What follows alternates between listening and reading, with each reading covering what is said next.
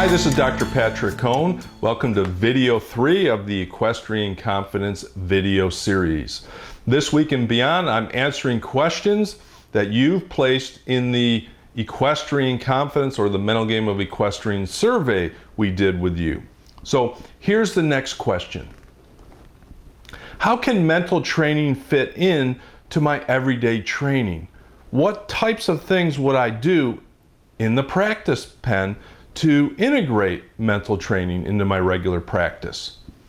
Another fantastic question. My athletes always want to know, how do you integrate this stuff into your daily routines? Now, it's critical for my students. I tell them, you can't just take this material out to competition with you, or let's say it's more difficult to apply it to competition. You first have to start in the practice pen working on some of the daily tasks or the mental strategies that you'll be able to apply eventually to competition. So mental skills, just like physical skills, they have to be practiced. You have to learn, practice, and apply. I call it awareness, education, and then application. So in this video series, I'm certainly doing some of the awareness and the education part, but then it becomes up to you to be able to go and apply it on a day-to-day basis. So what types of things can you do in the practice tent? For example, if you're highly distracted and your mind gets off task, one of the things that you can do is practice a routine I call the 3 R's for refocusing.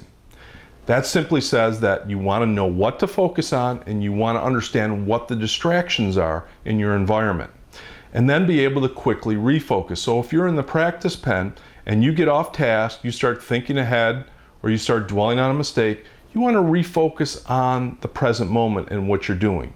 So the 3 R's are recognize you're off task, regroup, that's the second R, and then finally refocus on your next skill or your next transition or wherever you are in your routine or your pattern. It's that simple, for example.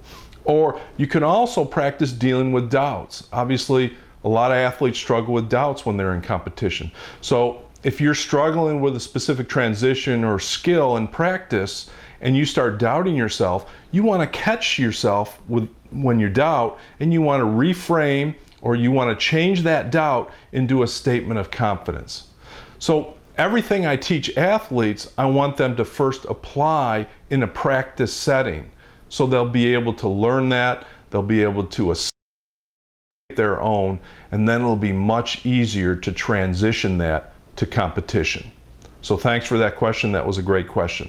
So this week and beyond, I'm previewing my new CD program that I did with Kathy Valentine, who happens to be an equestrian coach. The program's called Mental Preparation for Equestrians, Managing Pre-Show Jitters and Performing Your Best in the Ring, which will be available at the end of September, probably in 2 weeks' time from when I'm recording this video.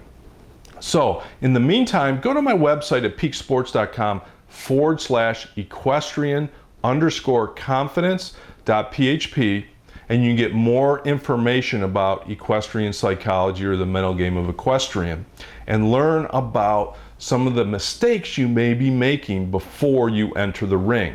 You can download a free report. It's called 8 Costly Mistakes Equestrians Make with Their Pre-Show Mental Preparation.